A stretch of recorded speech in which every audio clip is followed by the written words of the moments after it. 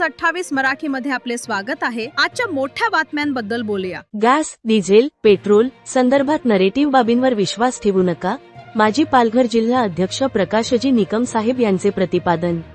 भारतीय जनता पक्षाच्या 46व्या स्थापना दिनानिमित्ताने बोलत असताना गॅस, डिझेल, पेट्रोल यांविषयी नरेटिव्ह बाबींवर जनतेने विश्वास ठेवू नये असे आवाहन पालघर जिल्हा परिषद माजी अध्यक्ष श्री प्रकाशजी निकम साहेब यांनी पत्रकारांशी बोलताना केले आहे। केवळ सत्ताधारी पक्षाला जनतेच्या नजरेत बदनाम करणारी नरेटिव्ह प्रसार केली जात असल्याचे त्यांनी यावेळी सांगितले आहे। तर भारतीय जनता पक्षाचा 46वा स्थापना दिवस मोठ्या उत्साहात साजरा करण्यात आला। याप्रसंगी अनेक ज्येष्ठ नेत्यांनी पक्षाचे सुप्त स्वरूपाचे कार्यत्व अवच्छेदक करून पक्षाच्या ज्येष्ठ विचारवंताचे आभार व्यक्त केले। याप्रसंगी मोखाडा तालुक्यातील भाजपा पक्षाचे जिल्हा चिटणीस श्री प्रमोदजी कोठेकर साहेब उपस्थित होते। समवेत माजी जिल्हा परिषद सदस्य दिलीपजी गाटे साहेब, नगरसेवक प्रतीक पाघारे साहेब, आदिवासी आघाडी अध्यक्ष हरिचंद्रजी जाधव साहेब, ज्येष्ठ नेते निसाळ मामा, अल्पसंख्याध्यक्ष जावेद भाई व तालुका महिला अध्यक्षा शीतलताई घाणे बरोबरच सामाजिक कार्यकर्ते मनोज पाटील साहेब उपस्थित होते। वार्ताहर आय न्यूज 28 मराठीसाठी जगन्नाथ पाटील, मोखाडा। मुख्य प्रतिनिधीची रिपोर्ट। सर, आज भारतीय जनता पक्ष या पक्षाच्या स्थापना दिनानिमित्ताने आपण पक्षाचं कार्यत्व अवच्छेदन कसं कराल? भारतीय जनता पार्टीची स्थापना 6 एप्रिल 1980 साली झाली।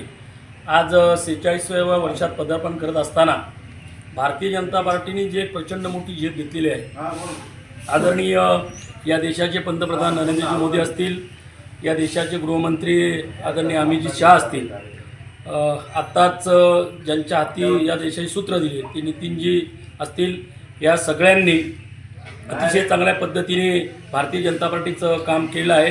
अटल बिहारी वाजपेयीपासून तर आत्ताच्या अध्यक्षापर्यंत जी भारतीय जनता पार्टीने एक उत्तुंग झेप घेतलेली आहे आणि जगातली सर्वात मोठे पक्ष म्हणून जो उदयास आलेला आहे याचं निश्चित कुठेतरी कौतुक करावेच वाटेल।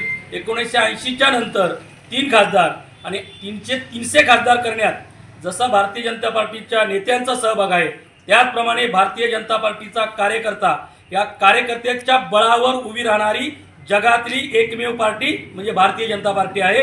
यांना कुठलाही वंशवाद किंवा जसं काँग्रेसचे गांधी घराणे आहे, अनेक पक्षाचे घराणे चालतात, मात्र भारतीय जनता पार्टीचे घराणे चालत नाही। तर सर्वसामान्य कार्यकर्त्यावर याची कमान दिली जाते।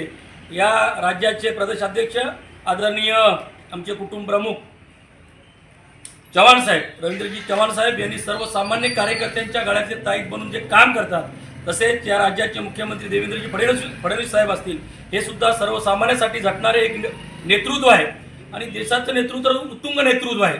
त्यामुळे भारतीय जनता पार्टीचा कार्यकर्ता हा कण आहे, भारतीय जनता पार्टीचा नेता कोण आहे, भारतीय जनता पार्टीचे सर्वच कार्यकर्ते आहेत। त्यामुळे कार्यकर्त्यांनी जर कार्यकर्त्यासारखं काम केलं तर भारतीय जनता पार्टीसारखा चमत्कार या जगात घडवणारी एकमेव पक्ष, त्या पक्षाचं नाव आहे भारतीय जनता पार्टी।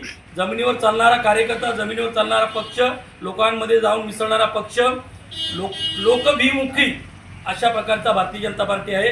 या 46 वर्षात पदार्पण करत असताना आदरणीय नरेंद्र मोदींच्या नेतृत्वाखाली भारत देश सक्षम बनवण्यासाठी 2048 मध्ये एक उदयास येणारा हा देश, जगामध्ये सगळ्यात पुढे असणारा हा देश, जगाशी आतापर्यंत आदरणीय मोदीजी पंतप्रधान झाल्यानंतर एक कार्यकर्ता म्हणून ते काम करत असताना सर्वच कार्यकर्त्यांना संदेश देतात की मी प्रधान सेवक तर आहेत, मात्र मी भारतीय जनता पार्टीचा कार्यकर्ता म्हणून या देशाची सेवा करतो।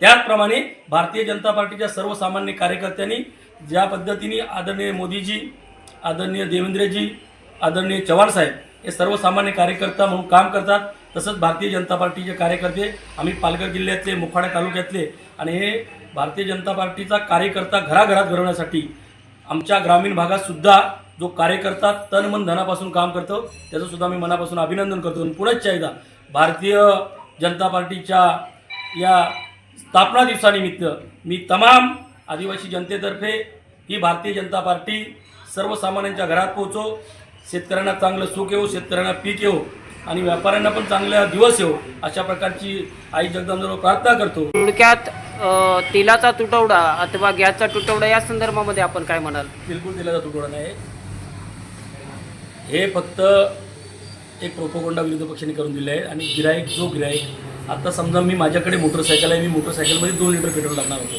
आज मला वाटायला लागलं मी 10 लिटर पेट्रोल टाकायला लागलो आणि घरी जाऊन ते पेट्रोल काढून मी ठेवायला लागलो. मी माझ्या फॉर्च्युनर गाडीमध्ये पहिले 2,000चं डिझेल टाकायचो, 3,000चं डिझेल टाकायचो. आता मी 5,000चं डिझेल टाकायला लागलो. त्यामुळे तुटवडा बिटोडा काहीच नाही. पाकिस्तानसारख्या देशात 300 रुपयांनी पेट्रोल वाढलेलं आहे, 200 रुपयांनी डिझेल वाढलेलं आहे. त्यामुळे या भारत देशात आदरणीय प्रधानमंत्रीच्या नेतृत्वाखाली कुठेही तुटवडा नाही. हा निगेटिव्ह फेक निगेटिव्ह आहे आणि बिलकुल इंधनाची तुटवडा नाही. सर्वच पेट्रोल पंपधारक सांगतात की आतापर्यंत आमच्याकडे जेवढे गिऱ्हाईक आले नव्हते, जसं कोविडमध्ये हे झालं होतं, तसेच आता प्रचंड मोठ्या प्रमाणात गिऱ्हाईक येतात. तीच गाडी परत येते, तीच गाडी परत येते. त्यामुळे इंधनाचा तुटवडा काही नाही. आणि तसे पत्रकार बांधवांना आणि मीडियाला सुद्धा विनंती करतो, इंधनाचा तुटवडा अजिबात हिंदुस्थानात होणार नाही.